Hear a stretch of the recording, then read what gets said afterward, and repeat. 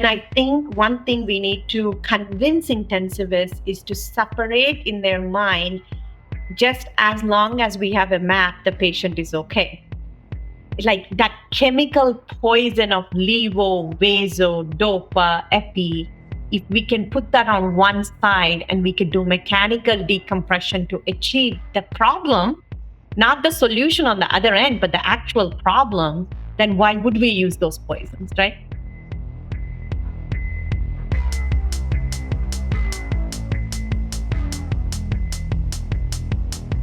Welcome to Critical Care Time, the podcast for everyone who cares for the critically ill. I'm one of your hosts, Dr. Cyrus Askin, here with Dr. Nick Mark, my good buddy, and my co-host, Nick. What are you up to today? Good to be here, man. Trying not to get washed away. The Pacific Northwest is in the throes of what they call an atmospheric river. This is this fascinating weather phenomenon where just an enormous amount of moisture gets carried in this very small area and dropped onto land. So there's all kinds of crazy flooding. For fans of trivia, the most famous example of an atmospheric river is something called the Pineapple Express, which flows from Hawaii to the West Coast. Well, I'll be danged. If I ever decide to leave medicine and open a froyo stand at a mall, that's the name I'm going to choose for it. And there was that movie Pineapple Express too. Oh, I never saw that. Yeah, no, I mean, I think it's like a Seth Rogen or something. I don't quite remember it, but yeah. Cool, it's awesome. great. All right, sounds good, man. Disastrous flooding, great name. Yes, try to stay dry then. So we're not really talking about weather systems and disastrous flooding today, although I guess the situations we're talking about could become disastrous if you don't have someone like our guest on your team, on your sideline. Today, we are revisiting a topic that is near and dear to our hearts and our listeners. Our episodes in the past on cardiogenic shock and mechanical circulatory support have been very well received. We also did this chest session, also covering kind of cases in cardiogenic shock, which was really great. And it was during that session, actually, that we had the pleasure of meeting our guest today, who attended the session. She suffered through our AI slop and our horrible jokes. And so she's actually here with us. She's agreed to join us on the show. We're super excited. I will say she has the unenviable task of probably having to suffer through some more jokes. But the trade-off for you guys is that she's going to be demystifying some more of that mechanical circulatory support content that we know you guys love and we're excited to bring to you. Right. Not only did she attend our talk, she really was a participant in our talk. So it was fantastic. Right. Well, to get this show on the road, let's introduce our guest. This is Dr. Bindu Akkanti. She is the Assistant Dean of Clinical Education at McGovern Medical School at UT Health Houston. She's been a critical care intensivist with an expertise in devices for a dozen years. She's the Medical Director of the Heart Failure ICU and the Director of the Heart and Vascular Critical Care Institute. Did I get that right? I might have gotten that wrong. I made up some words there. No problem. Anyway, we're super excited to have you on the show with us today. Thank you so much for joining us, Bindu. No, I'm super excited to be here. I mean, this is what we do for fun, right? At the end of the day, you do work, but how privileged are we that we are practicing medicine at a time where so much is yet to be written, right? I walk into the unit every day and I know it's 40% death, right? That's I'm not at in a beautiful scenario where I'm going to have 92% survival and 8%, mortality that is out of my hands. I'm talking about AMI cardiogenic shock. I'm talking about end stage heart failure, and we're a heart and lung unit. So we're talking about those IPF patients. Then we're streamlining who is transplantable, who can we get out of here, and what is that bridge? And I think critical care, we went in for the puzzles, but truly to be at that point, everything in mechanical circ support is a bridge, right? But if you just looked at critical care, metaphorically speaking, we are on that bridge. It is so much is yet to be written. So on one hand, there are things that we know and we do well, but we're still not getting it right, right? There's no such thing that we're truly getting it right, whether it is communication error, iatrogenic, or what else. But then there is this book that we are writing in our lifetime. So I was one of the lucky ones that started out when these were coming out and they were becoming mainstream. I remember when I started as a faculty, And there were colleagues with me, and they're like, "Why do you want to do this? I think you're just a wannabe cardiologist." And I looked at them, I was like, "I could have got into cardiology if I wanted to do cardiology." I like the adrenaline. I love the love. And then I like stabilizing patients. But the beauty of where we are is that I get to see the cardiology side of it, where they're very strategic. And then with our critical care training, we can really make this field go forward, right?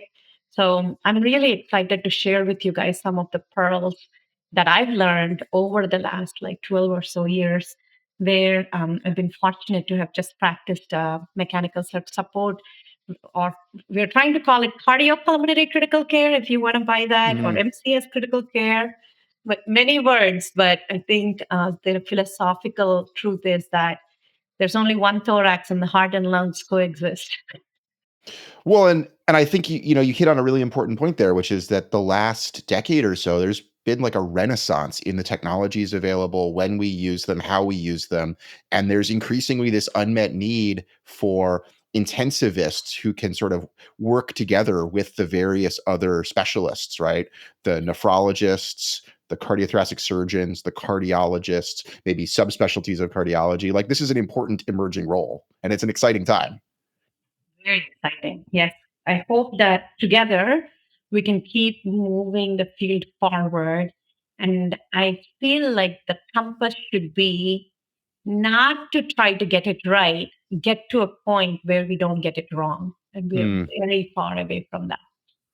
So, Bindu, before we get into our first case, you mentioned this term, this idea of being a cardiopulmonary intensivist. So, for our audience, our listeners, folks who maybe are either like in med school and residency, maybe in the beginning of a fellowship of some sort, is there any formal training that defines a cardiopulmonary intensivist? Is it based on kind of like just where you end up gravitating, or what your interests are? How do you sort of disambiguate that term? Yeah. And again, I think at this point, there is no formal set forth guidelines. We have a few papers from the Cardiac Critical Care Society side about doing cardiology and then adding in critical care. There's one group that is even toying with the idea of integrating intensive care into advanced heart failure training and what that looks like. We are interested in knowing about, like, in the world of pulm critical care, what are the gaps, right? Whether it is, for instance, we've identified the ability to do pacemakers, the ability to truly do swans and understand hemodynamics. And then the third area is the balloon pump. And then the fourth thing is, if you want to be in the cardiac surgery space now, what does that look like? Because, traditionally it has been anesthesia critical care or surgery critical care, but with a lot of medical management and the devices becoming very, small, really, what does that look like even for those fields? And how can we all get together and say, what are their gaps in each individual training, and then how do we fill them? Because right now, as it exists, there is no one set pathway that you can say, I do this and I'll be trained. There is not. For instance, I've been there about 12 years. I did internal medicine, then pulm critical care. And I happen to be at Baylor with Texas Heart when ECMO has been increasingly utilized, and tandem heart. So that piqued my interest, and I initially wanted to do lung cancer, and my dad died of glioblastoma, and I immediately knew that there's only one life, and I can't be reminded on a daily basis.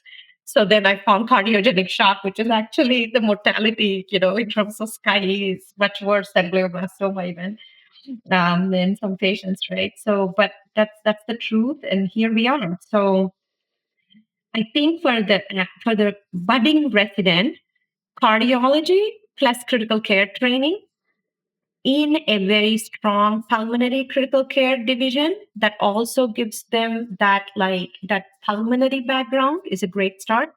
And for pulmonary critical care trained physicians, right now, maybe perhaps training at a place that has a strong shock ICU with multiple rotations through the shock ICU. And I do believe in this other thing is their training doesn't end wherever you are, right? Like, for instance, we do all these workshops. And especially with some of these devices, namely the percutaneous LVADs such as Impella, getting into the tertiary hospitals, there's a lot of tremendous opportunity to go out and seek that additional training and develop these long-term kind of bridges with faculty that are in high volume programs.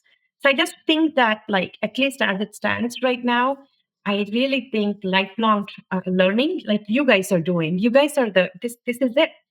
Wherever you are, what are the gaps? And then find charismatic people like you all that can help bridge these gaps without labels, right? I'm hoping that in the next like 5 to 10 years, it will be pretty regimented and then we can fix these gaps, regardless of whether you did cardiology and then critical care, or you did pulmonary critical care and you want advanced training in these aspects of cardiopulmonary critical care. I'm just so glad you said that, especially about being kind of a lifelong learner and about the podcast. Because really, like, my super secret truth is the podcast is really, I would say, more for me than I think anyone else, because I learned so much from it, from our great, guests, and use that as a means for my continuing education. And it is good to know that the ship hasn't fully sailed away from the dock. Like, there's still a chance for me to continue to learn and grow. So I'm really glad that you mentioned that. Absolutely. Yeah. Nick? I was just going to say also that I think a lot of learning, once you're quote done with training, is learning from peers, right? And so I feel very fortunate that I work in a place where in our cardiac ICU we often have paired specialties. So we'll have a cardiac anesthesia intensivist along with a pulmonary critical care intensivist working. So there's often a lot of chance to sort of cross pollinate. Sometimes we'll have somebody who's EM. It's great to sort of see how other specialties approach the same thing. And we also co-manage with the heart failure cardiology service and with CT surgery. So it's great to sort of see many different perspectives on the same patient. Like, I feel like, from an IM background, seeing the way surgeons approach a problem is often very valuable. Absolutely. That's the essence of the heart team approach, right? Where we kind of learn from each other, and then especially in a field where, again, we're writing the science as we move forward, so there's no one field that is getting it right. We all kind of need each other to move this field forward. Awesome. Well, I think that's a great introduction. We could probably just chat about philosophy of critical care and cardiopulmonary medicine for another hour or two. But I think probably better use of our time now is to get into the cases. Yeah, and I think cases are a great way to explore this, because we've sort of written some cases that will hopefully sort of tee us up to discuss different devices, the when, the what, the how, the why. So without further ado, case number one: a 64-year-old man with hypertension and hyperlipidemia presents with crushing chest pain. His ECG shows an anterior STEMI. He receives PCI with stenting of the proximal LAD. Over the next 6 hours, he becomes progressively hypotensive with a MAP in the low 60s, tachycardic, cool, and oliguric. His echocardiogram shows an LVEF of 25% with with anterior wall akinesis. There's no mechanical complications seen. His RV appears normal. Lactate has risen to 4.2 despite dobutamine and low-dose norepinephrine, and he remains borderline perfused. Cardiac index is measured using a PA catheter, and it comes back at 1.8. The cath team suggests a balloon pump as a bridge to recovery while his infarct stabilizes. So walk us through your approach to a case like this. Yeah, I think this is a great case for recognizing, when you speak to audience, where they are at and how mature their shock program is, right? Keeping that in mind, I just want to lay the groundwork for all of us. Mechanical circulatory support is devices. And in those devices, two different kinds. One is continuous flow devices, and one is counterpulsation, right? IABP comes under that counterpulsation device, whereas the rest of the devices that we're going to talk about today are continuous flow devices. For instance, the durable LVAD recently, with it has every third beat, there is a little bit of contractility kind of built in terms of every third beat, you will see a little bit of blur, but that's also a continuous flow device. I think that's really important to remember. And the balloon pump will continue to have a role in all ICUs. Number one, it's easy to place. You can do it at the bedside. And number two, you can always escalate, right?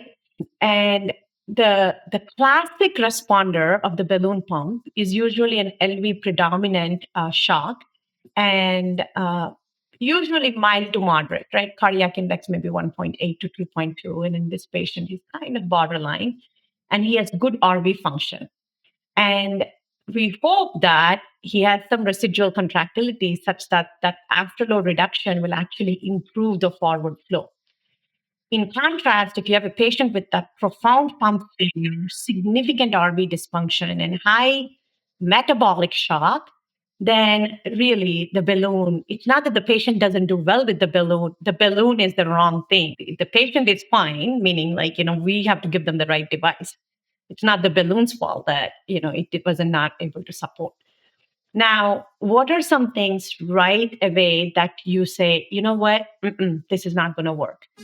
In focus, if you see moderate to severe AI, if you have a patient that has severe PAD and very small caliber femoral, or the patient has any suspicion for aortic dissection or aneurysms of the descending aorta, and the patient has thrombocytopenia and everything else, or some these words, porcelain aorta, basically severe calcification, then that patient may not do well with the balloon pump. So that's kind of like, when do you know you want to use it? When you have nothing to lose. Let me just put that in. And I hope that, that will at least get us through. And then there's some that are really good responders. Even that modest slight improvement of cardiac index may help you take it from a hemodynamic problem and not push it towards that hemometabolic problem, right? That's the problem in cardiogenic shock is that what we learned in sepsis over the years is that first hour, right? Boom. It's the first responders. I mean, those minutes matter. And here it's the same thing is if you can gauge the level of shock and go, you know what, I have some time and I'm going to be at the bedside. I will monitor because this is not the device that you put in and you're like, okay, adios, guys. I'm going to see the patient in the morning, right? This is the patient you're like, hey, did the urine output improve? Did the lactate get better? Or other signs of perfusion going up or down, or like constantly evaluating. And I think this is a great place for nurse doctor loop closure communication, right? I see this, and hence we did balloon. If you don't see improvement, I need a call back because we need to escalate. And that's not ours. That's our minute to minute, right? Every 15 minutes, hey, how is the patient doing? Those are my thoughts about the balloon case. So let me ask you this as a quick follow-up, because I think there are a few reasonable follow-ups. First one is you mentioned this idea of integrative communication between you as the physician, or if you have NP, PA also kind of working as part of your team, you've got the bedside nurses. So lots of like kind of moving pieces here. Communication is obviously important. We had a whole episode on communication in the ICU to kind of try to highlight that. But I think as important as the team is, there's also like, what is it that you're communicating? So what type of data do you need to hear kind of boots on the ground for you to think, okay, this is working, things are actually moving in the right direction versus, I don't know, I think we need to escalate? Oh, I love that. Number one, most of these patients are not intubated and they're cool and clammy. The physical exam signs, you're constantly monitoring them. But I think the vital signs and the PA cath readings, right? You're watching them, and if you continue to see the improvement in mixed venous, followed by slight improvement in the cardiac index, resulting in improvement in urine output, mental status, every form of shock parameter that you're monitoring, then by definition, hopefully downstream, the lactate is going to improve as well. On the other hand, you put the device in, and now instead of things getting better, your CVP is actually going up, right? Now, what you thought was pure left sided dysfunction is now moving on to that hemodynamic to hemometabolic. And most importantly, you don't see end organ function improvement, which is really that urine output is really key. Urine and mental status that they taught us in med school still hold true to this day, right? and you've not improved, then I think that that's the patient. I mean, the patient is already on dobutamine, is already on low dose levofed, right? You're already on a vasopressor support. So this would be the patient that is on high monitoring kind of thing. This like, hey, keep an eye on bed 12. This may proceed into needing a higher level support. I was just going to ask a question about, critics of the balloon pump might say it's been studied, it doesn't improve survival. Why are we still using this relic? What do you say to that?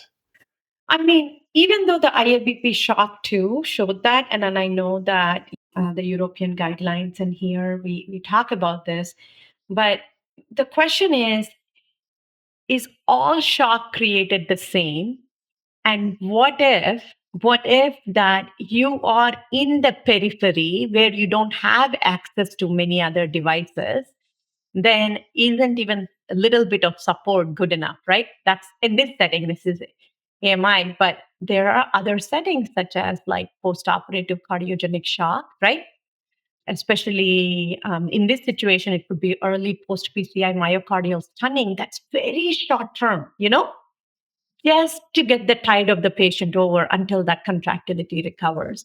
So we know, but I think that at the end of the day, bigger bore catheters may not be suitable, and we don't have data, right? That they're not without complications, most importantly. That's the huge part of it, right? Until we get them into a space where complication rates are less, we have to, this is a very small bore, right? In terms of access. I think that's a great point, and I think, just to amplify one thing you mentioned there too, a lot of places in the community are able to place balloon pumps, but may not be able to do more advanced MCS. So often this is a bridge to stabilization, or it's a bridge to transfer to a tertiary center, and better to do something than to sort of wait for the perfect intervention. There's no free lunch, or And the coronary blood flow, right? In terms of, when the balloon inflates in diastole and it improves the coronary perfusion, you're not talking about just we will later on talk about decompression and stuff, but we are actually perfusing the one organ that unfortunately, right, is succumbed to either that post PCI stunning or post cardiotomy shock, whatever you have. But I think we need better devices with a better side effect profile before we give up on the balloon. I think that's a great point. Yeah. Just one thing I wanted to kind of bring up. This is great. So, I mean, great survey of the balloon pump, cases where it's useful. We've talked about some of the contraindications, really just a great discussion thus far. With respect to, complications. So I think clinicians that are going to start maybe seeing more balloon pump use for whatever reason, they probably need to know what to look out for in terms of complications. Are there any in particular that we need to be watching for, ones that are maybe more overt versus those that are more subtle? How would you kind of coach a colleague into what to keep an eye on? Yeah, I think one of the things as intensivists, I've noticed this. Is when the patient is on balloon pump, I think we're really good at assessing their shock, whether or not the perfusion has improved.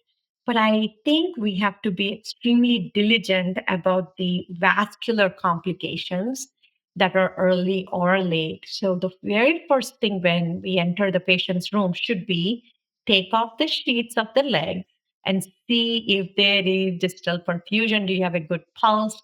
Is there a good dorsalis pedis? I think limb ischemia really is one of the biggest problems that in ICU, regardless of device, intensivists are really, we need to be even better than we already are. We usually are, but I think if our framework is usually, well, we deal with pressors all the time, when you touch them, like, we can sense that they're clamped down. But this is a different kind of clamping down, right? This is iatrogenic. We put in a catheter on one side that is leading to. So I think it is sometimes underestimated because it can be very subtle early on, number one. Number two, in terms of position, right? We do want to make sure when a patient comes up, usually they don't move, they're well secured. but we want to make sure in terms of the balloon position, you want it to be that, that you're not really occluding the renal arteries.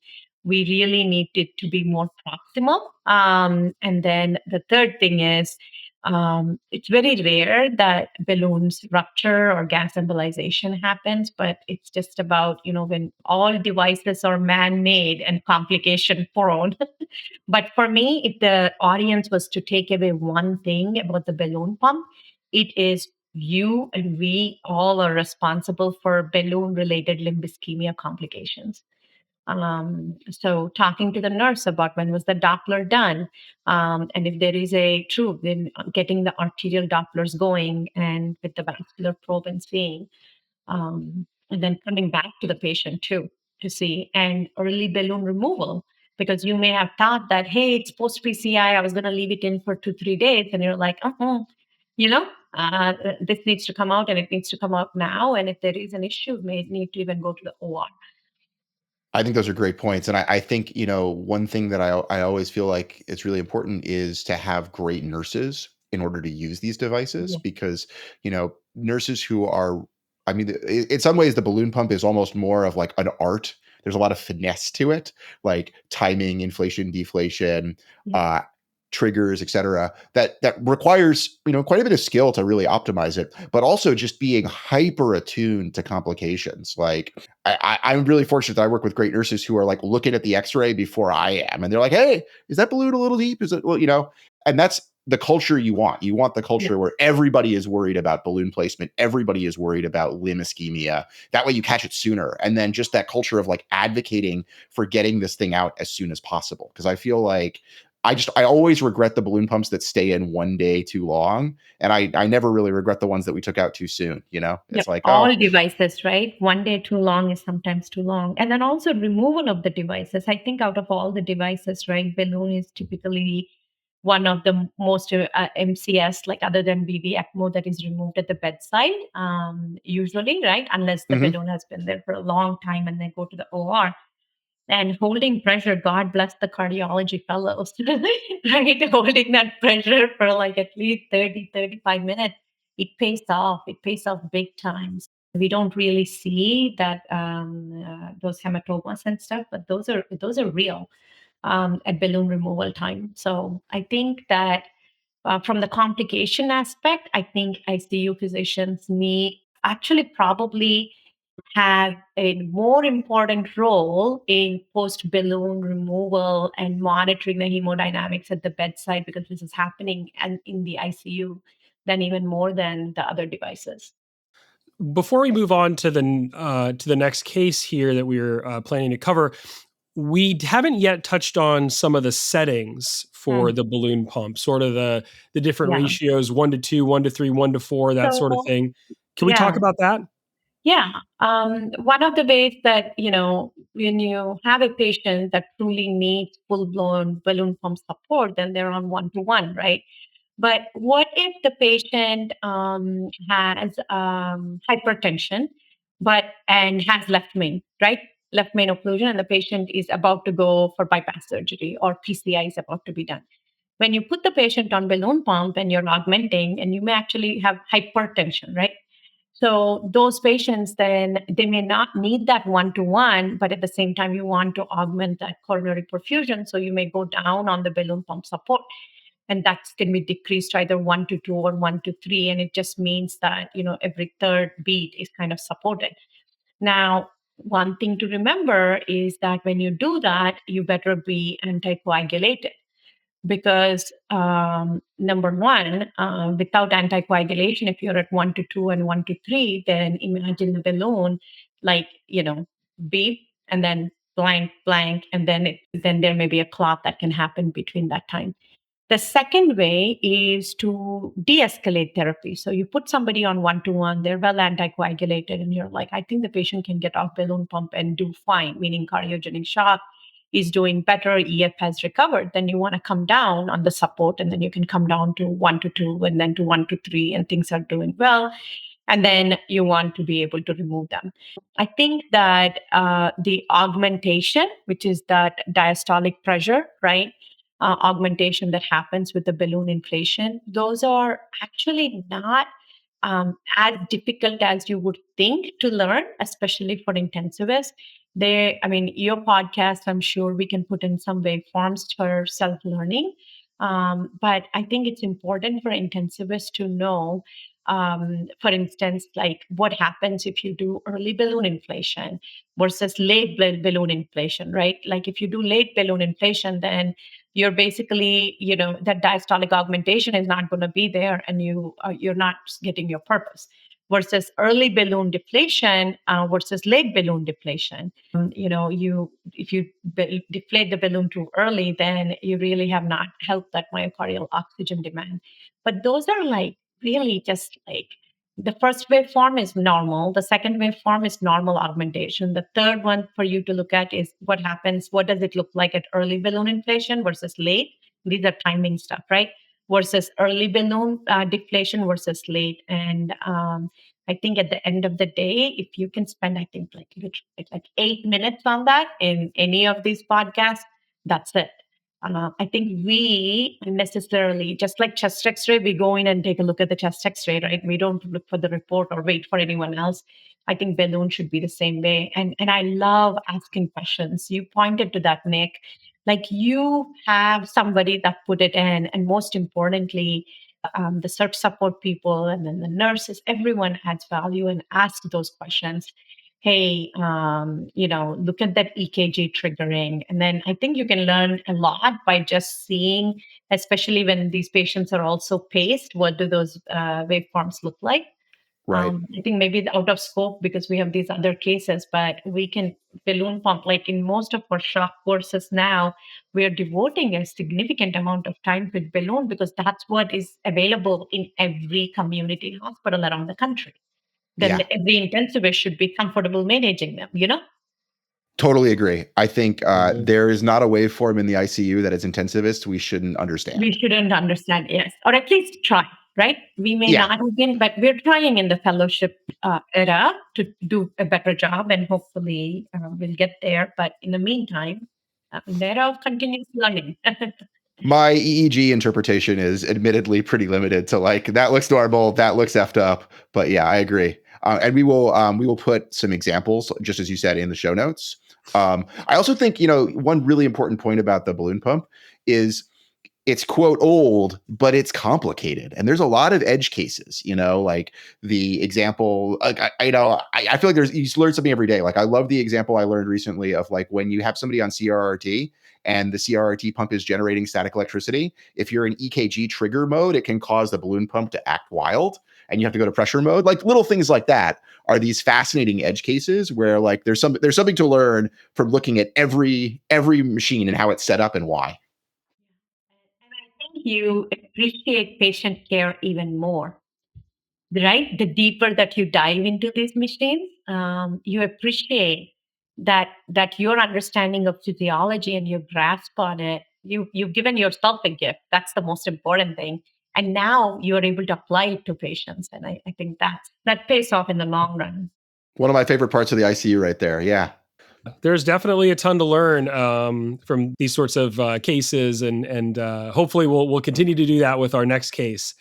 Okay. So I wanted to move on now to this case here of a 72-year-old woman with known multivessel coronary artery disease and ischemic cardiomyopathy. Baseline EF is 30%.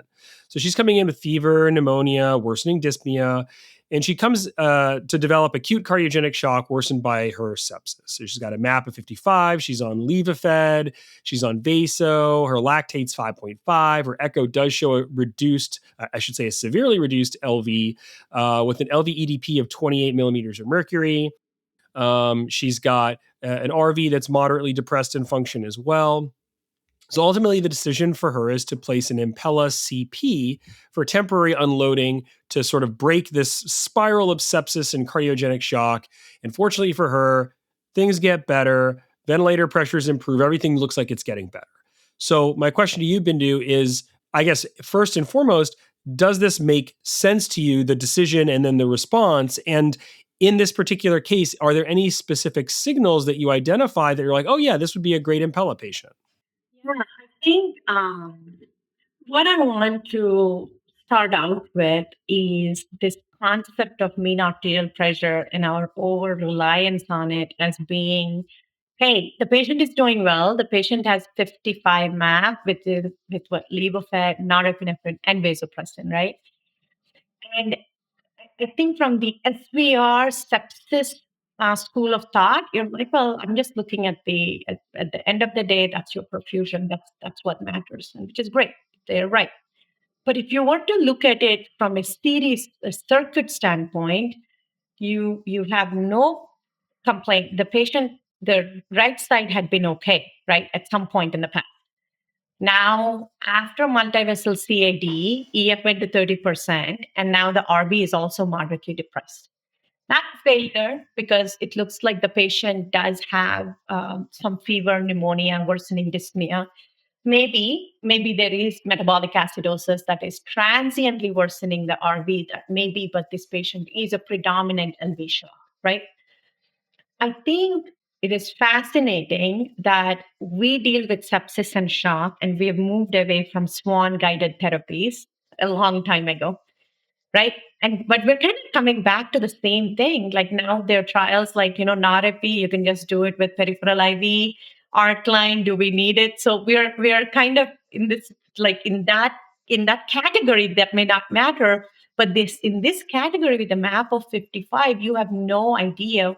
Without focus, there is no way you would have known, right? Oh, the forward flow is limited because the LVEDP is 28. Yes, the RV is moderately depressed, but this is a death spiral that's waiting to happen, because if the normal LVEDP is like, 12, 15, this patient has a 28, and already the patient has low EF, right?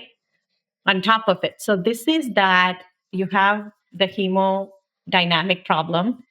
Now, does pneumonia cause more heart failure? Absolutely.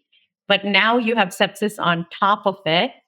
I'm glad that in this particular patient, the lactate fell and the MAP improved and the pulmonary edema improved, but there may not be that case. What if this was truly a BIV dysfunction and the patient has sepsis and has severe RV failure? This Impella CP would be chattering, because the Impella CP would have been dependent on blood coming in, right, to the left side through the lungs. And if the RV was not able to keep up with it, then it would not have been.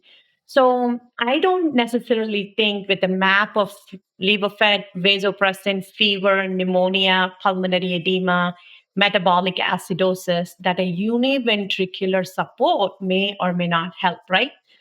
So how do I look at it? I'm a huge believer in right-sided preload, squeeze after load, left side preload, squeeze after load. Is there pericardial constraint, meaning what's happening with the RV-LV interdependence, and what's the rhythm, right?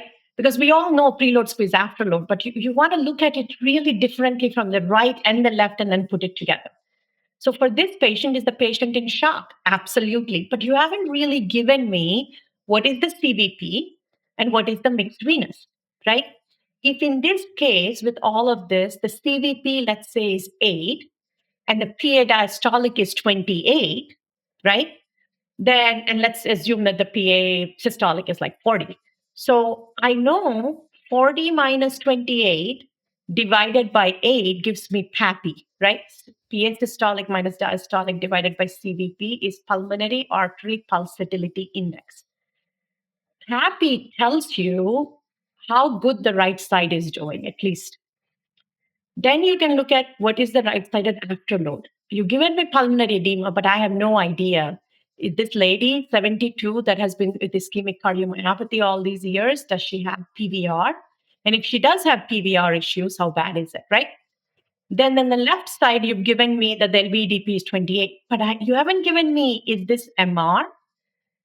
What kind of MR does the patient have? Is this pure, like, central MR? Is there an eccentric MR? Did she have a MI? And then does she have a flared mitral leaflet? Like, what else is happening? And then is there a pericardial effusion? And is the patient still in sinus rhythm? All of these help you put the case together. So for me, univentricular left-sided failure that favors an Impella-like support system in that patient, the CVP to wedge pressure ratio is less than 0.6. My PAPI, the pulmonary artery pulsatility index, is preserved, like it's at least more than 1.5 to 1.8. Wedge pressure is significantly elevated. Maybe they have a mitral physiology, maybe something else too. But the right side is not significantly affected. And then, and you have other signs, right? There's already pulmonary congestion due to elevated filling pressure. So that's a great. Your Impella in that case is the strength is unloading the LV. It's not just about increasing total flow, right? It's truly about, can I unload it? Can I protect it? Can I prevent the LV from getting over distended and causing mechanical complications or more arrhythmias, right? As LV-EDP goes up, like 28 is pretty bad. You're going to get into the VT, the arrhythmia territory. So in this particular case, I would say this wouldn't be no, this is what I'm going to do. This is a septic patient. I would have said, this is going towards BIV. Let's see, right? You're taking care of the antibiotics and everything else. This would be a great case for me getting my heart team approach, but this patient reportedly was in the cath lab. So because they saw the LVEDP, and I'm not right. When you see a 28, you're not going to let that patient leave the table because it's just complication is waiting to happen. And Impella CP is great. You can unload the patient, and then when the patient comes up to the ICU, you can see what is the RV doing, because the RV still has to deliver the blood into the LV for the Impella to really work, right? So how do we know if the RV is doing well or not? If your Impella is flowing well, there's no suctional arms, then and it's being able to augment, and you see the aorta waveform and it's fine. And I think that's the truth. Oh, it is definitely left driven right, and this entire sepsis, pneumonia, all of that is secondary, and we can take care of it. Right. So there's definitely a lot to unpack with this question. To unload, if you will. To unload, yes. Unload, yes. And I want to kind of keep teasing it apart. One question, just based on the last case that we just had, is, why or why not would we consider a balloon pump in a case like this? Is it the early sort of like signals for, hey, this could be going towards BIV failure? Or are there other elements of the case where you're sort of favoring that microaxial flow pump sooner rather than later? No, I think that's fine. I think one could say that, hey, I have already EF 30%. I don't know which direction this patient is going. Is she a bridge to what? Is she a bridge to recovery? Is it because you came in with 30% as a baseline, that's not going to get better. So once you subject her or commit to an MCS device, where are we going from there? So this would be a great case for the advanced heart failure team and the surgical team and all of us going, hey, she was very functional before all of this. I think we should try, right? And see what the social situation is and everything else, because this is not a in and out device in this patient. Compared to your previous case where you have AMI cardiogenic shock and there is a true hope of recovery, right? In that case, you did it and then you are going to be able to commit because there is a true EF that can actually recover. In this case, you have a patient with baseline 30%. So a baseline 30%, she has been okay so far, but it didn't take her much to get tipped over, right? Again, I do not think you would be wrong by putting her, because you didn't say whether she had any aortic insufficiency or any other problems. You wouldn't be wrong. You can put in a balloon pump and it may or may not help, but you can always escalate, right? But in this case, I think that LVEDP of 28 is your trigger. Okay, I know that I have BIV dysfunction, but left driven, right? Left more than right. And maybe there is this pneumonia in the red herring. I want to get her out of the cath lab and support her and see if it works. And the truth is going to be what happened after the Impella was placed, If she got better, then that's right. You have unloaded the LVDP, you really protected the heart. But if she didn't, then you know that the RV is also struggling. Great points. Yeah, I was just going to say that I think one of the sort of original sins of physiology or ICU medicine is that it's easy to measure pressure, but it's hard to measure flow. Yeah. And so we get kind of tunnel visioned and obsessed with pressure numbers like MAP, when Yeah. what we really care about, like you said, is what is the flow, or better yet, what is the oxygen delivery, right? And so big plug for using like a PA catheter to measure cardiac index, your flow, and to measure your mixed venous, your oxygen delivery, right? I guess my question is, does it make sense to put in an Impella and not also put in a PA catheter? Yeah, you're down in the cath lab. You put in a device to augment your cardiac output, right? And you're questioning whether the right side is able to handle it. So it's a best practice. But I think best practices kind of develop, right? The cardiogenic shock working group. We have evidence. Swan is back, Yeah.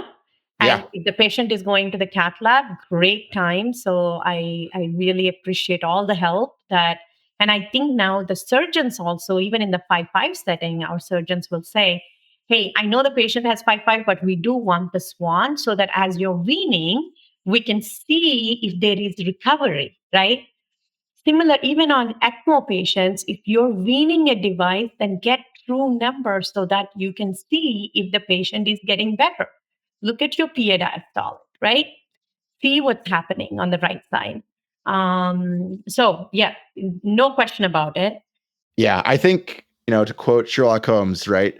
Data, I can't make bricks without clay, right? You have to have something that you can measure. So when you modify it, you can measure again. And I think this is doesn't necessarily mean it's always the responsibility of the cath lab to put in the swan. But if you take care of patients like this, you should be comfortable putting in swans because you need that data, just like you said. How can you make decisions based on PAPI and CVP to wedge if you don't know the wedge?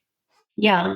And I think as we are getting better and better at focus, I have a feeling that as intensivists, we are so focus guided now, more than ever. And I think it is the right time for us to be just as aggressive with understanding of swans and hemodynamics, because how powerful would our knowledge be when you combine that LVOT, RVOT, VTI with actually what's happening, when you put in the swans, right? Because in sometimes you may really say that this right side is struggling, but your estimates may be wrong in the post-op setting of the right side, because evolutionarily we've had those longitudinal fibers, and then there's these circular fibers that attach to the septum too. So echo can only go so far. But in this particular case, bringing it back to this patient, I think I understand why the Impella was chosen, but I think as long as everyone is aware that we did it, but clearly in the question stem you didn't say it, but they had seen the CVP. Perhaps the CVP was 9, perhaps the PAPI was 2.5, perhaps the CVP to wedge pressure ratio was truly less than 0.6. So this was, even though the sepsis and RV and all of those were happening, this was a pure univentricular LV shock. And they said, okay, we're going to try to see this and see if the patient gets better. Couple points that I just wanted to make. So one, the discussion of, echocardiography at the bedside and then the utility of the PAC. To me, it's very interesting because I was sort of like trained as we were kind of pocus, and the pulmonary catheters sort of like maybe not ready for the museum per se, but not really something that we need to spend a lot of time on. And now kind of before my eyes, I'm realizing, perhaps that was a bit draconian. Point of care ultrasound is very useful. And it is nice to actually be able to take those measurements to actually see with your own eyes, so to speak, evidence of interventricular dependence, see that ballooning right ventricle, whatever the case may be. But A, it's operator dependent, B, it's patient dependent, and C, it requires you to basically be able to make those measurements over and over again. And in a busy ICU, that can be very challenging. If you happen to have TEE and it's something to where you could park that TEE probe in there and check, make changes, so on and so forth, without as much effort reacquiring images, so on and so forth. Okay, maybe we can talk. But I think what I've really learned, and you've underlined this too, is that maybe with Sherlock Holmes, again, data, having those different elements, those different vantage points on the patient can be really effective when you're trying to make life and death decisions. On that side, it's that third point. How often do things rapidly change in this area where you need to escalate to the next device, right? So if you are in a low volume program, that rarely happens. That's one thing. But if you really have multiple patients, right, and this is happening serially, you're just an N of one. How often are you focusing, right? It's great to have that, but you don't have a serial measurement unless we come to the point, which I know we will, where there will be focus or TEE, continuous regular input, and that will be validated. That's the time, right? That would be great. But beyond that, to have a catheter that is telling you that the index dropped from 2.2 to 1.8 and the mixed venous went from 50 to 38, that's very powerful. Yeah. That's very powerful when we are at home and it happens at like 9 p.m. without the focus person in the hallway. Yes. So I think we're going to get there. We're just not there yet. But us operating without, like, I think we're driving blindly, and it's a high stakes game, and there is no room for error. I think just real quick, in keeping with all that discussion and the importance of data, we mentioned the PAPI in this case. As a reminder to our audience, there's also sort of the other side of that coin, the CPO, or the MAP times the cardiac output divided by 451. Is this a case, Bindu, where you would be looking at both of those values to help you make your decision? You talked about the CVP and the wedge, and but is this a case for where CPO could be helpful as well? Yeah, I think we are not really true like CPO people in our shock unit. But a low cardiac power output, despite adequate MAP, is an absolute phenotype that you need to be worried about. And I think one thing we need to convince intensivists is to separate in their mind, just as long as we have a MAP, the patient is okay. Like that chemical poison of levo, vaso, dopa, epi, if we can put that on one side and we could do mechanical decompression to achieve the problem, not the solution on the other end, but the actual problem, then why would we use those poisons, right? Right. We care about oxygen delivery, not maintaining this number at a particular value. Absolutely. Yeah. I really think MCS comes naturally to intensivists because we do take care of the lung, right? It's the kind of like the same thing is that when we need support, we put it in, but when we want to get off, we want to get off the vent as soon as possible. It's the greatest of devices, and it's the worst thing you could do to the lungs, right? Love that. Yeah, absolutely. So this concept is, instead of looking at MCS as a static, the patient came in, the patient got sick, we put this patient on this MCS. Looking at it as a continuum, just like we do oxygen flow devices. The guy was on oxygen, then we did vapotherm, then we intubated, then we weaned out to vapotherm, that continuous arc is something we need to keep in mind, and having concrete measures about when you want to escalate. So for in this patient, I'm not convinced like a lady that is coming 25 to 30% EF that is now tipped over is suddenly going to recover, right? I hope they will, because Impella CP does give some support, but the CP does tend to have hemolysis, right? That the 5.5 is a great device, and the amount of hemolysis is not as much as the CP. So as you look at this patient and go, okay, I'm going to stabilize with Impella CP, but we know that the patient has chronically low EF. Is this enough? Are we going to be able to get off? And then do we need to consider to go big, right? Like if it's just univentricular, then go for 5.5 versus, it is going to be by V, the lungs are getting worse. And then, is this an ECMO candidate? And this is by far the best reason to have the heart team approach. In our unit, we just call surgeons, advanced heart failure cardiologists, interventional cardiologists, our perfusion team. We get on a call. We have like a 5 to 10 minute window and say, hey, everyone get on the shock call. And we would ask, if this patient gets worse, would we offer ECMO?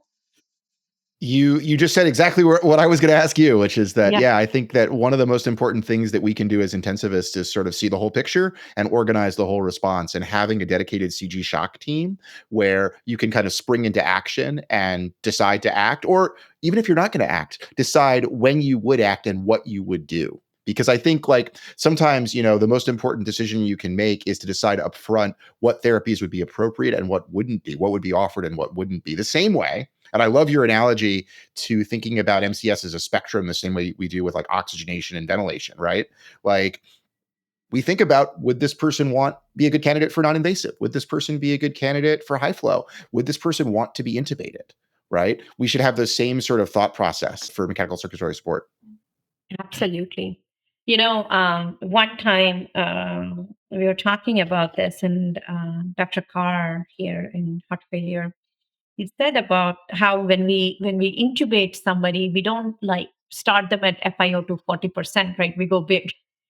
We start at 100 and then we start going down. And when the field was taking off, that being a concept, like when we support, should we just support them, support them well, and then de-escalate, come down? But then unfortunately, what does supporting them well look like, right?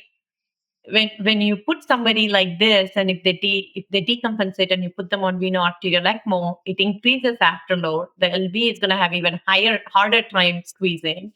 Then you're just going after one device and then the second device, and now you're just, so the stakes are a little bit higher in that yeah. in that paradigm, as opposed to like, oh, we're going to pick this FiO2 versus that FiO2. Exactly. The stakes are much higher. And then, so in that particular case, I really think that would be the best advice I have for that case, is that patient's first time was not now. EF of 30%, the first time she got admitted with decompensated heart failure, or the second time. LVADs have such great survival these days. The third generation LVADs are fabulous.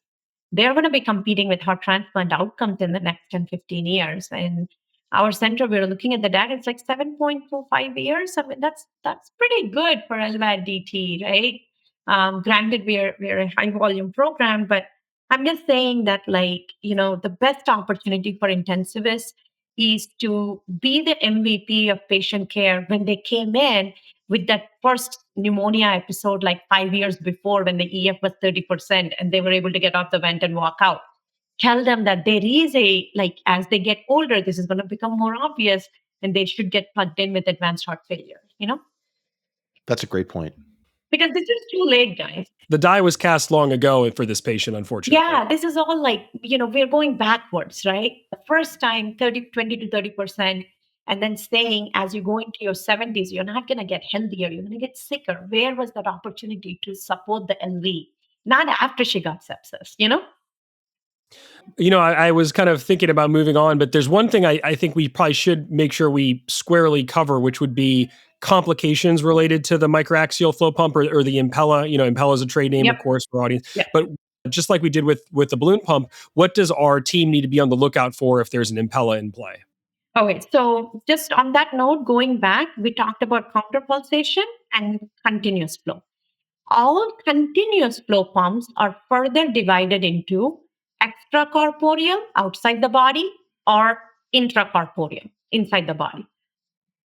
For instance, if you drain blood from the left atrium, put it to a CentriMag device, and give it back to the aorta, that's an LVAD, that's a CentriMag LVAD, and that's an extracorporeal because it's outside. But if you do microaxial, which is you take blood from the LV and put it over the aortic valve, that's an intracorporeal microaxial device, which is draining blood and getting into, that pressure volume loop. You're moving it to the left and decompressing. Now, microaxial pumps and CentriMag LVAD, they're all two different ball games. Microaxial, I want you to think staircase. That's how blood is being taken, in a staircase way. Centrifugal is more like the toilet bowl, that magnetic levitation, less hemolysis. So in the microaxial sense, I mean, this is by far, especially the 5.5, is a great device, right? But hemolysis is going to be a problem. But 5.5, much less than the Impella CP, at least what we're seeing at the bedside. Number two is Impella CP is again a femoral approach. The CP, you have to look at groin complications, hematoma, vascular injury, limb ischemia. And then similarly, when you remove these devices, hematoma, bleeds, and things of that sort. The 5.5, when it is in the axilla, it's again an axial flow pump. It can also have hematomas, but you're able to move the patients, which is a great thing, right? We're able to extubate them immediately and then move them. It's a great fix for low cardiac output syndrome in that we can really walk them, improve their functional status, improve their sarcopenia, improve their gut ileus, everything that intensivists want their sick patients to do, that pump allows us to do. What have we seen? We've done fair number. Our surgeons have done about 400 plus. I think for the most part, it depends upon how long you put the pumps in, right? In the beginning, let's say it's a week, but we have some that are several weeks in. And then when you put a pump for a week, then and they're moving every day. Some of our patients like compete and they walk at like 3.5 miles an hour, for their exercise walk. So you can imagine that, but it typically doesn't migrate. But when it does, you have to know that this is not something you walk away from. You immediately go into the room. If there's suction alarms in Impella mouth position, get your focus, get the patient stabilized. If the pump is not working, then you have to go on drips. You have to get the oxygen ready. If the pump is not getting any flow because the RV is down, because on focus you saw that, then go ahead and start your inotropic support, start your diuretic, give the oxygen, evaluate the right side.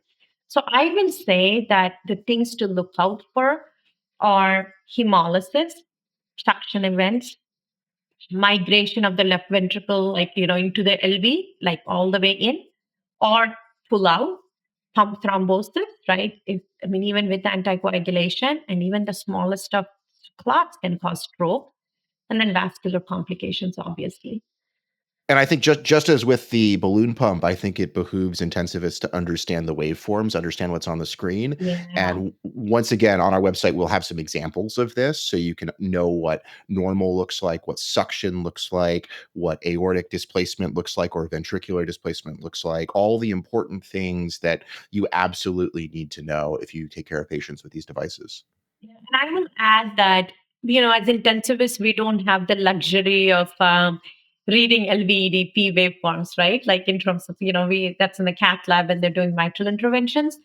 Just theoretically, I think we love physiology. So what better device than continuous display of physiology on what's happening?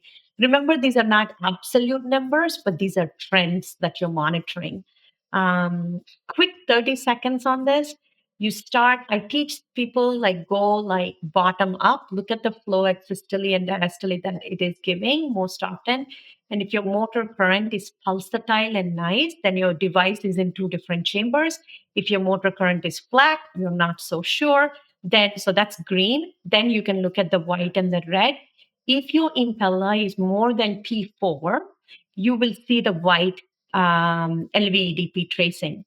When you go less than P4, the reason it disappears is not because it's not there. It's just that it hasn't been validated at low pump flows. Okay, so you see the white line that's in the LV and the red is the aorta. And then if the pump is too deep, then the red will kind of start looking like that LVDP waveform. And if the pump is pulled out, then it will kind of mirror that of the aortic waveform. Clinical pearl, you do not walk away from suction alarms because this is a microaxial pump rotating, very fast. And if that thing is against your native aortic valve, you can get aortic insufficiency. It's not like, yes, every pump is bad, but we're talking about an actual motor against your valve, the most important of which is the aortic valve, right? So I think for intensive care, it's a boon to have such great devices that are now available. But I think you can become complacent. So again, this is a great place for nurse communication, nurse training, and for students and residents. What a great way to learn what does the normal PV loop look like What does the PV loop with cardiogenic shock look like? And then when you put in a continuous flow device, what does that loop look like? And look up PV loops. I have never appreciated PV loops more than as an intensivist at this time in my career. Likewise. Yeah. I love that. I love that description because it's basically, you're right. It's like you've got this spinning saw blade in the heart. Like an alarm is a big deal. You have to figure out why it's alarming and solve the problem. Man. Yes. We hope you guys are enjoying the episode so far. I know we are. Briefly, we'd like to take a moment to thank our returning sponsor, C-Star Medical. We are fortunate and grateful that this episode of Critical Care Time is sponsored by C-Star Medical, returning once again to support us in our quest to bring high-quality critical care education straight to your eyes and ears. C-Star Medical is advancing the science of cell-directed extracorporeal therapy to help restore the balance of a dysregulated immune system in acute kidney injury and sepsis. Check out their website, www.cstarmedical.com, to learn more. That is SEASTAR medical.com. They were recently awarded the Corporate Innovator Award by the National Kidney Foundation for their QuellImmune therapy. We wish them all the best as they continue working to bring this therapy to more and more patients across the globe. Congrats to C-Star. Thanks for the support. And with all that, let's get back to the show.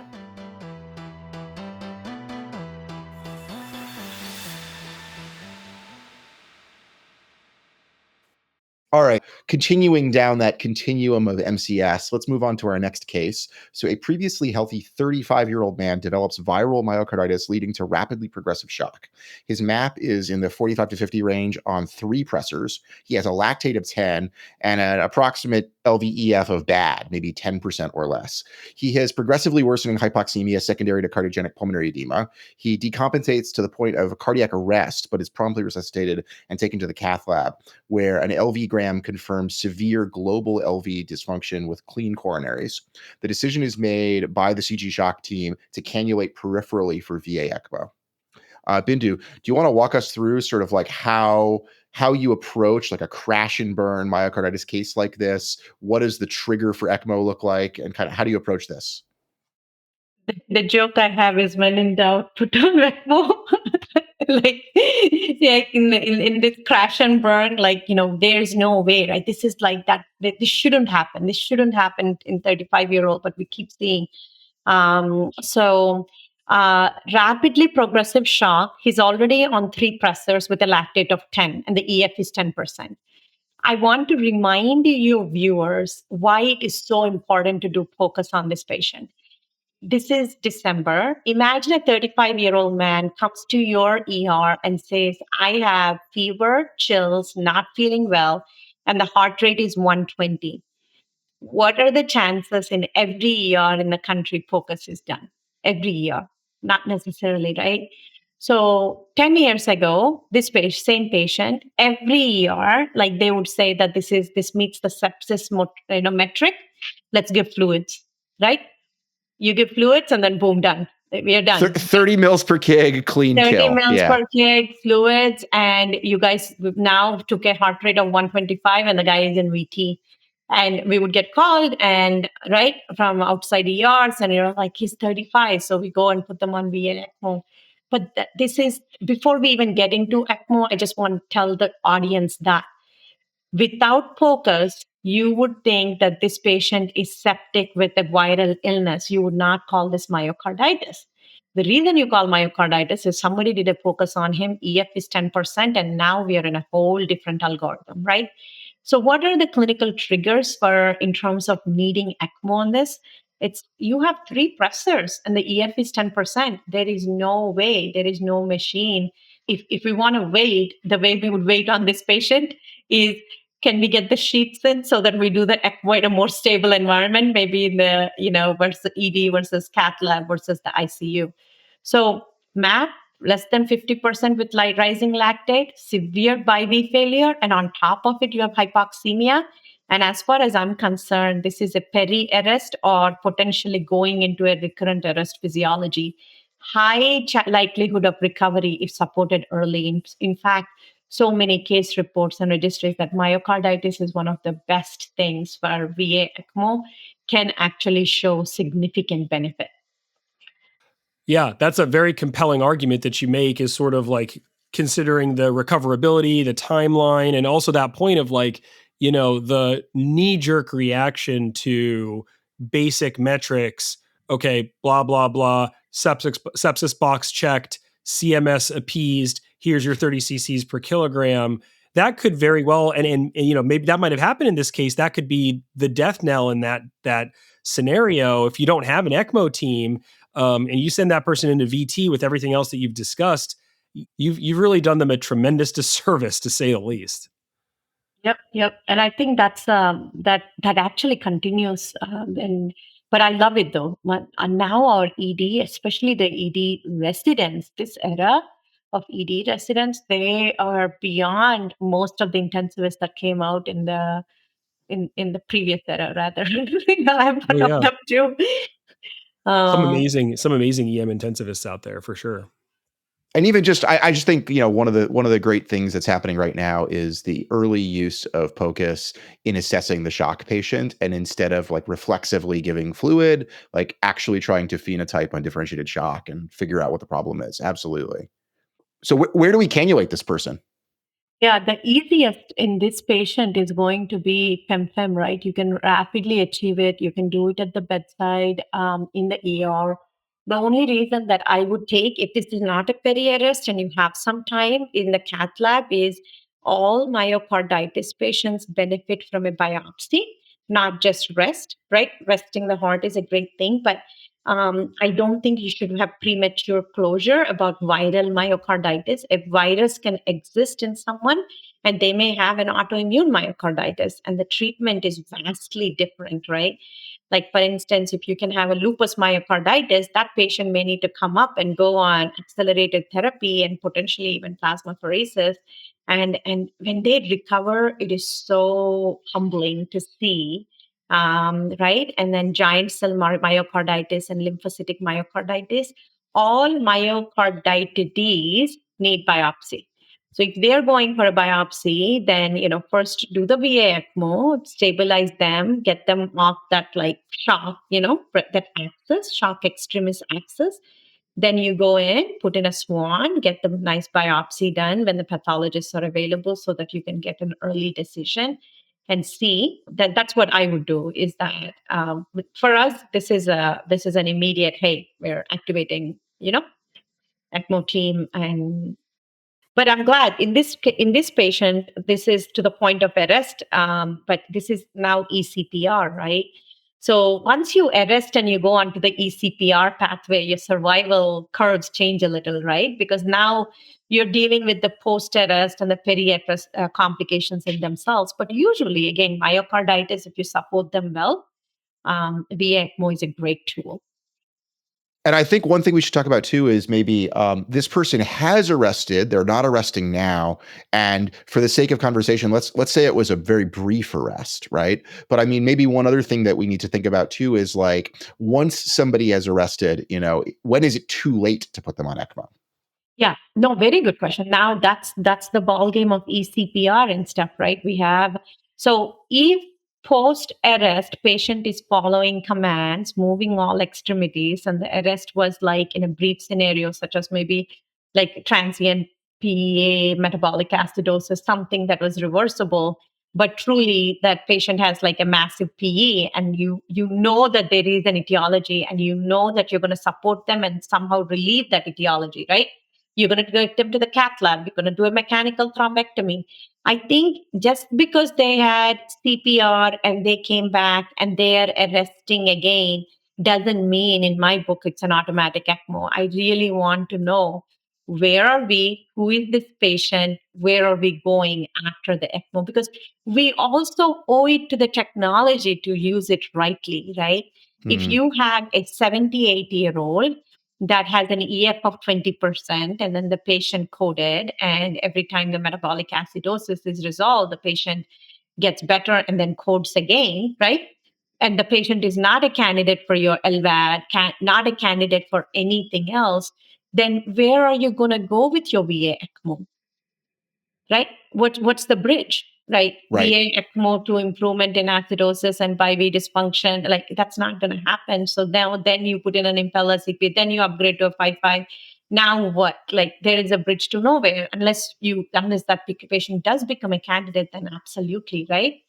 We just need to think through those things. Like I really think the best advice is the solid 5 minutes when you're getting the data. With the data that you have, were you diligent in getting the story? Were you diligent in talking to the family and getting the history? The family is very astute usually, right? So for instance, same patient, the patient is doing fine functionally, no limitations, the 20 to 30%, and then this happened, and maybe this is a gentleman for a bridge therapy. Maybe he's physiologically like in his 60s, even though age wise he's 70s, Right. So we're rewriting those books on octogenarians. We published on VAFMO, Dr. Salas did. But anyway, my point is it's the bridge, ECPR, who are the candidates? Patients that witnessed arrest, no significant downtime, pH that is more than 6. We don't want 6.9s, lactates, 15s, 20s, right? And most importantly, functional status prior to the code. And Right. here's the bestest practice I can give you guys. Make it a team decision. Don't make it a Bindu decision because it's the team that has to support the patient, right? Yeah. Yeah, that's a That's a good point. really important point. Is it's like it's not just going to be you in a vacuum, and frankly, like you cannot do this job in a vacuum. Nope. I really think burnout is much better when you can really have a team decision making and you respect it. Right. You give deference to the team decision. Together, what do we decide? But together, this is what we're going to do, and So I think within the world of ECMO, there are even some further places we can go in terms of upgrading our ECMO support. I want to touch on some of that with the time we have left, but just before we make that leap, this case was not really designed to be a sort of like real therapeutic dilemma up front. I mean, I think it's pretty clear, as you stated so articulately, Bindu, like there's not a whole lot of other options for a patient coming in. If we're not putting this patient on ECMO, who are we putting on ECMO? Exactly. So that really wasn't the purpose of this case, but I think kind of between where we're at now and then talking about some of the super advanced modalities, maybe you could walk us through some of the major hazards of ECMO, particularly VA ECMO. We didn't really get into this when we spoke with Ka and Nick several episodes ago. So I think it might be worthwhile touching on some of that again, so that our listeners know sort of basically what to look for and what to be worried about. Okay, so let's focus on veno-arterial ECMO. For us, that is a patient that is the drainage is in the vena cava and the return is in the femoral artery. You were in a corner and you put the patient on VA ECMO, and then now what, right? You put in a right radial arc line, and the reason you did it is so that VA ECMO is delivering blood, let's say, to the middle descending aorta. You know that the right hand is the kind of the farthest from there. And we don't really just care about the hand. It's really about, are you supplying oxygenated blood to the brain, right? So for me, the most important thing when we go on veno-arterial ECMO is the following. Is it VA ECMO? Do we have confirmation? Number 2, did we have any cannula complications in terms of vessel injury? Usually doesn't happen, but do we? How do we know that? We as long as the patient's hemodynamics are improving, and then you look at the heart rate, you look at the hemoglobin, you look at the ABG. If the hemoglobin is rapidly going down, you know that we are in trouble. Yes, you can use TEE and POCUS and all of those to minimize complications, including fluoro. Then the next thing is, once you did the VA ECMO, what happened to the patient? Did the patient get better as expected?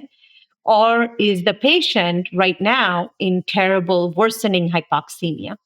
And those things matter, and we're going to get into that a little bit. But limb ischemia immediately post cannulation, for me, is the biggest worry that you have with VA ECMO. because most of the patients, not this 35-year-old, but like you're in your 60s, you have coronary artery disease, you have peripheral arterial disease.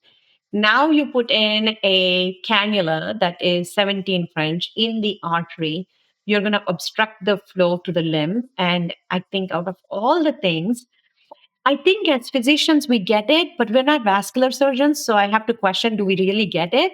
Because in my book, I'm like, well, the patient is alive. That's a big deal. But in the patient's book, he's like, he might as well not be alive if it's going to be a amputation. Yeah, it's like the notion of like mortality versus morbidity, and a significant morbidity is I really don't significant. think we get it. I don't think we get it. I challenge all of you guys. I don't think we get it. And if you got it, then you'd be obsessed about it. What you would be doing is you would check pulses, you tell the nurse you're worried about it, that we put in the distal perfusion catheter, but we still need to get the oxygenation. So you put the NIRS oximeters on both legs and make sure, and you would do the physical exam to make sure there's no compartment syndrome per shift.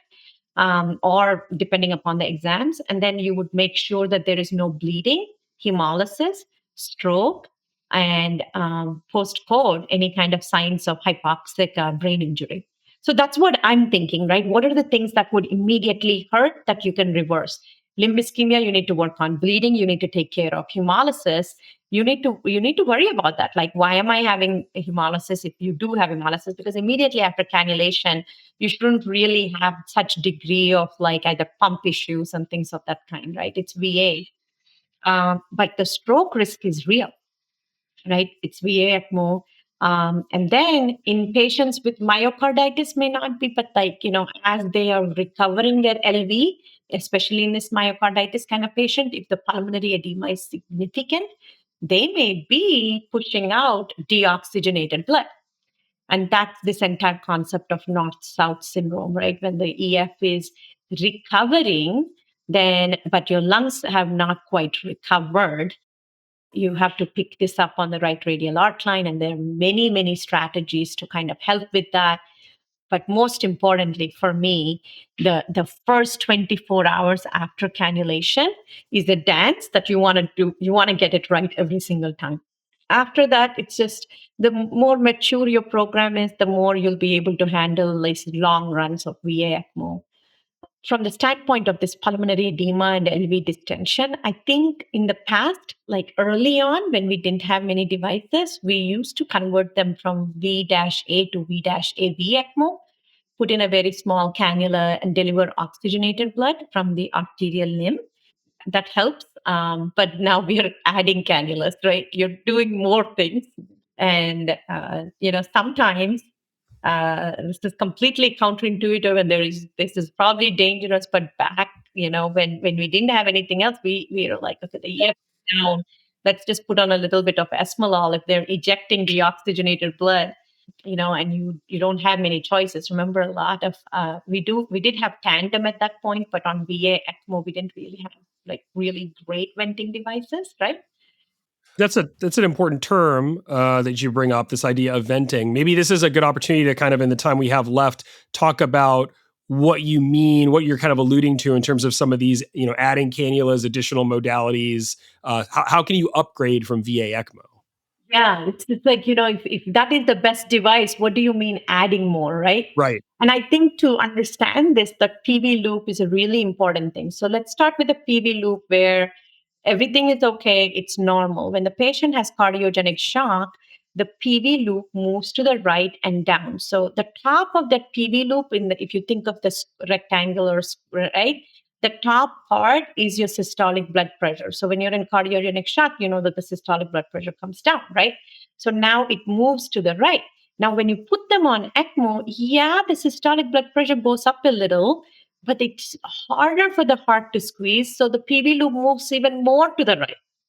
So now you've taken a patient that is already suffering. Yeah, you've given them some blood pressure. It's basically you're giving them like massive levo and vaso. Like, I don't know. There must be some paper around it, but like just multiplication factor of like whatever levo and vaso is. And that's not a good thing for the heart, right? You're just creating a map. You're not truly helping the heart. But now you know that the patient is in shock. You put in a VA ECMO, the heart ain't working, And now the heart is having to beat against that extra resistance. So how do we move that PV loop to the left? And that's where this concept of venting comes in. And who do we want to do it? So indications are worsening LV dilation on focus, your aortic valve ain't opening, or your pulse pressure, your systolic minus diastolic is less than 15. So even if you did inotropes, it's just that LV is not squeezing enough to give you that pulse pressure. Then you know that, hey, maybe we do need to vent. So what are the ways to vent? There's medical, like, inotropic support. You could do a balloon. It's not as great, but balloon is a start. And we have many patients with VA ECMO with a balloon. The advantage, and then let's say it's a post-op patient, then maybe our surgeons will say, hey, I gave you a surgical vent, especially when there is anatomy or valvular issues that preclude an Impella placement. Of course, it's more invasive and requires OR. But otherwise, the Impella microaxial is great, provides unloading, some forward flow, and then you can move it to the left. But remember, if you really have north-south and there's all this deoxygenated blood, temporarily your Impella is going to put more deoxygenated blood, right? It's not. So you still have to go up on your vent support, keep CVVHD going, because there's not a primary lung pathology. It's related to the decompression. So, but all of those are good for us to know, right? That's when we go in, boom. How do I know that the patient needs it? I have ECMO that's giving me oxygenation and perfusion, but I have the Impella that is decompressing and helping me with a little bit of forward flow. And that's the goal. Our goal is we want systemic flow. We want the aortic valve to be open. We want LVEDP to be low, and we want pulmonary edema to get better. And this is where cardiopulmonary critical care comes into play, is because we don't want the lungs to go to a point of no return. And it rarely happens because the lungs are incredibly resilient, actually. This kind of pressure, you can decompress and the lungs will come back. But in that time, if you can unload the lungs, why not prevent that kind of trauma? Same thing, right? Just like the LV is distending, my lungs are distending. They're important too. So I think that Impella will help us. So what does a typical patient look like? A typical patient, you have AMI cardiogenic shock. The patient is in shock extremis. You put the patient on VA ECMO. You got your SWAN. You did an MDT. You agreed that this is all left driven right, plus some vasoplegia. You wait for that shock extremis to cool down. You evaluate the right side, slowly start coming down, right? You look at the VA ECMO patient and then you see if your pressor support, nope, the pressor support is still there and the LV is fully distended. And you're like, nope, we want to take the patient for an Impella 5.5. Support the left side with the Impella 5.5. Now you have a patient on VA ECMO plus Impella 5.5. And then you start slowly working on the right side, coming down, training that right ventricle. Then at some point, the VA ECMO flow, the surgeons will say, okay, at 2 liters, nothing changed. The patient is doing fine on VA ECMO, Impella alone. Then the patient goes upstairs to the OR, PEE guided decannulation of the VA ECMO, comes back with 5.5. We wait for recovery of the heart. No, there's no recovery. Then you can do the bridge devices, right? Bridge to an LVAD and bridge to a transplant. That's a great overview. That's like a couple of weeks of critical illness compressed into a few sentences. I love it. Yeah, that was like incredibly impressive description. Thank you. One point I want to make, I mean, first of all, I think these are some of the toughest patients to manage because they're so dynamic. They can change in so many different directions, and you have to be really like attuned to that. For example, if their cardiac function gets worse and their RV fails, that can be bad. Or if their RV function gets better and their LV function gets better, and now they're having north-south syndrome, that can be bad. Yep.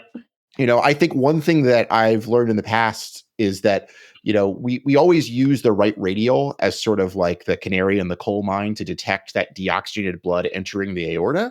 But you got to remember that there is a branch off the aorta that comes before the right radial, which is the coronaries.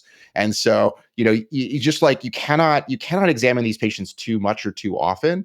And POCUS can really be your friend because like you may see something like, oh, their cardiac function got better and now it got way worse. What happened? Oh, they just gave deoxygenated blood to their heart, essentially. Like it's just fascinating physiology that is so dynamic. Like a small change in either direction, you really like have to spend a lot of time, especially in that first 24 hours, like you said, like at the bedside looking at these things. And also, I think it doesn't come naturally to us in that the physiology changes when there are prosthetic valves involved. Like if Mm, you have a prosthetic mitral valve and you have a surgical vent, you need that gradient to keep the valve open, right? right. Like the left ventricle like needs blood, like you get completely empty it. So the prosthetic valves also, like and I think one thing you should do is like you should think of yourself as like ECMO 301, ECMO 302, ECMO 303. But don't not go to the next level because you're just like, oh, I don't understand. Like ask these questions. Join the, ELSO has WhatsApp communities, join them, learn from each other. And especially these days, there are so many free webinars when it comes to ECMO around the globe. I just presented in India a few times, and I can talk all about ECMO and Impella, but they don't have the Impella device. So they're like, okay, Mm. so Bindu, what are some other ways, right? Preventing. I mean, I feel like we could do a whole episode just on venting, frankly. But I mean, I Yep. think one sort of takeaway for aspiring cardiopulmonary intensivists is remember, like, usually when you say PV loops to an intensivist, they're like, oh, you mean on the ventilator? Like, no, we're talking about cardiac PV loops. And I think this is something that you really should try to get comfortable with. Like, we'll put them all on the show notes for this, but like, try to learn what the different waveforms are and what they mean, and try to understand why the different devices, like you mentioned that the ECMO is going to push you up and to the right as opposed to most MCS, which is down and to the left, and thinking about the area of the loop. These are really important concepts that don't come naturally to us if you haven't had a lot of cardiac training, but you can learn them. It would be a tough one to do because I think you need to have video or some graphics to go through it, at least the graphics. But yeah, I think it's an incredibly powerful topic to unpack in and of itself. Yeah, I mean, the PV loop topic. I think, like, I love my cardiologists that teach at the med school, but I really think, I don't know. I'm gonna brag a little. My hope is our med school is going to be one of the first ones where all med students are going to be MCS trained at graduation. We trained 40 of them last year, and our team is now planning to train 80 of them in fourth year this year. Because the That's reason is awesome. it's not the MCS and the exciting part of it. It makes you a better normal doctor for normal cardiopulmonary physiology. It's just applied physiology. It Right. is. It is. That's It's all like it you're is. a student of physiology, which we all are as doctors, right? It's just pushing it to the limit, but you can't get there without understanding the basics. And it makes you grasp common physiology so much better when you deal with this side.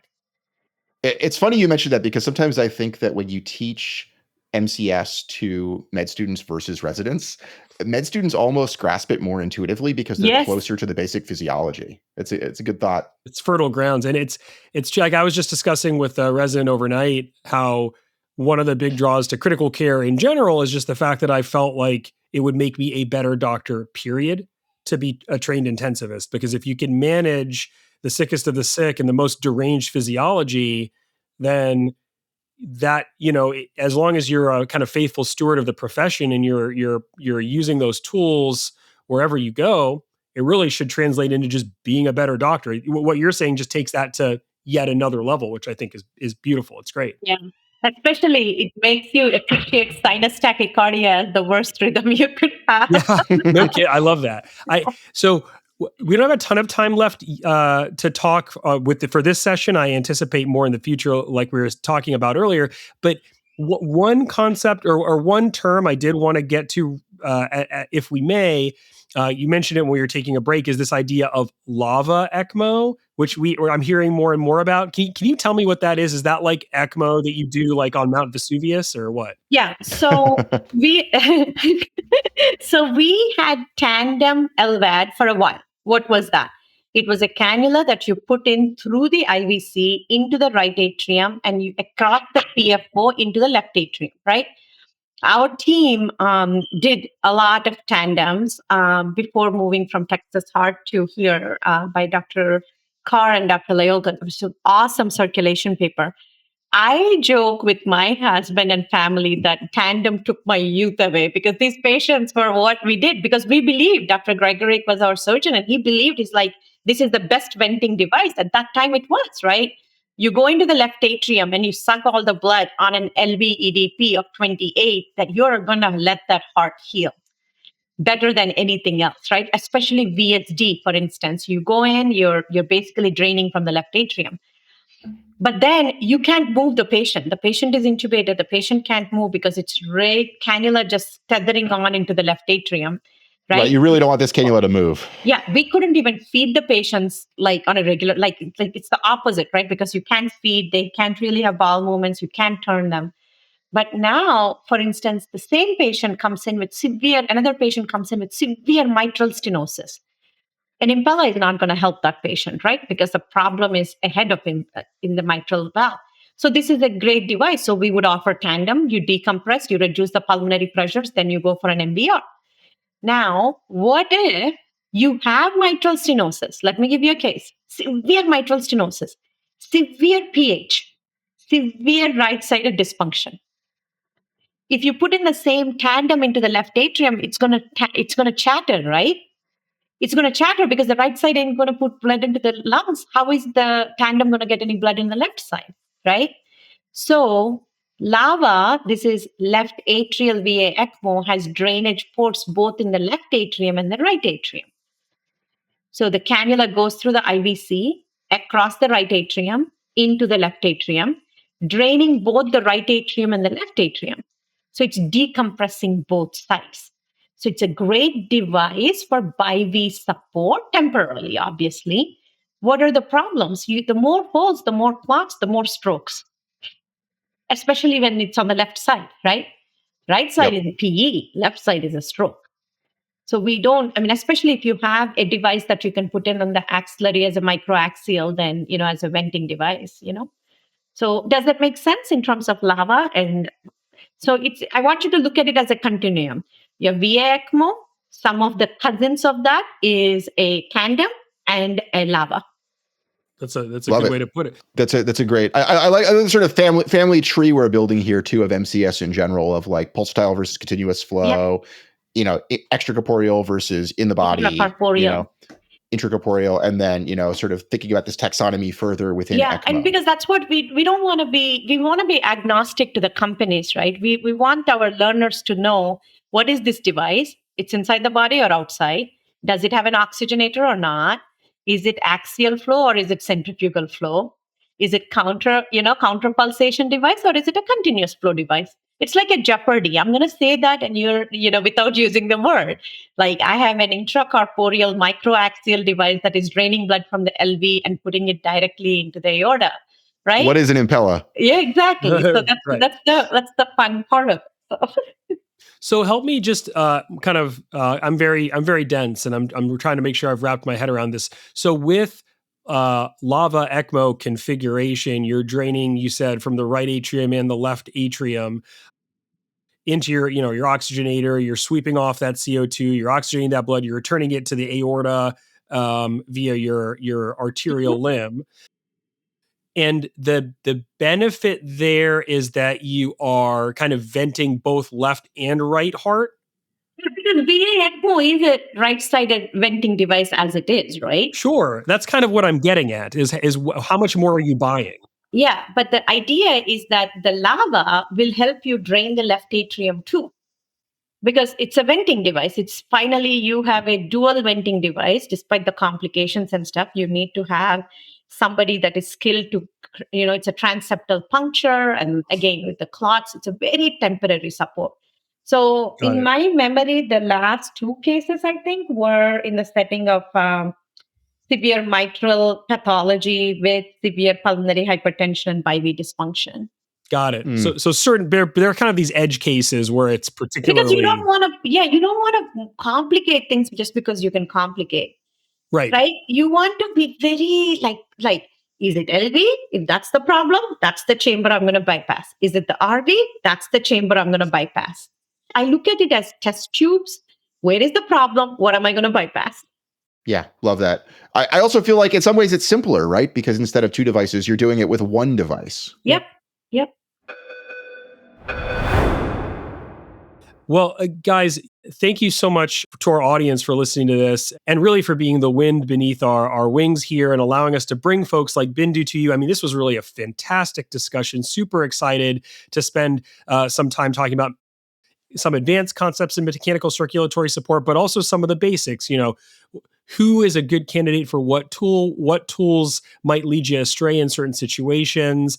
We talked about the microaxial flow pumps. We talked about the balloon pump. We talked, of course, about ECMO and some of the kind of edge cases where you might combine ECMO with another modality. Really just some awesome content. The show notes, I'm sure, are going to be fire.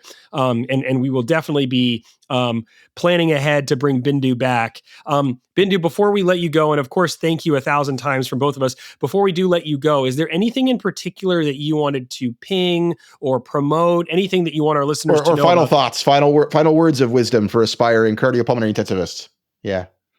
I think we all need to have an internal dashboard of where our skills are at and where we think our patients deserve us to be. Right? It could be something as simple as an outline. It could be focus. It could be a SWAN. It could be TE, whatever it is. I mean, or you belong in a team where there are great people that do these, and maybe you add value somewhere else. Without that internal dashboard of competency, I don't think we do justice to the patients that have died despite our skill set. Do you know what I mean? We can say that like they should have come to us far sooner and all of that. But all of us independently, if we keep continuously getting better at our skill set as a community, I think we do patients right. And our patients like that come to us deserve the very best and clinical excellence. And I think that's what I would like to leave you all with is, we're all trainees, we're all learners, lifelong. Your internal competency, where are you at and where do you want to be? And rely beyond the walls of your institution to get to those points. Absolutely. Speaking of beyond the walls of our institutions, you mentioned earlier a conference where learners can learn more about these important topics. Oh, yeah. Nick, perfect. Our team hosts the Houston Shock Symposium, houstonshock.org. You can submit abstracts. It's a free conference. It's sponsored by UT Health Houston and Memorial Hermann with industry support. It is probably by far one of the best cardiogenic shock symposiums. And of course, I'm absolutely biased in my opinion, because Marwan Jumian hosts it, and he truly brings in what does it mean to have world-class leaders on the stage talking about concepts of the present, but how do we get to that future state? It's readily accessible knowledge for APPs and nurses and trainees and physicians of all backgrounds. So that's Houston Shock. We have our own courses at UT Health Houston as well. We'll have MCS Academy, I think on July 25th. I haven't really posted anything about it yet, where it's also going to be for trainees on all these concepts, really. A one-day workshop on a Saturday. And we teach at CHEST. We teach wherever teaching needs to be done. And our colleagues teach at ACC, the NYU Cardiac Critical Care Symposium, the Minnesota Conference. I just think that now there's so many regional workshops, guys. Go to the ones that are closest to you and just keep talking to people that do this for a living. I think you can learn so much.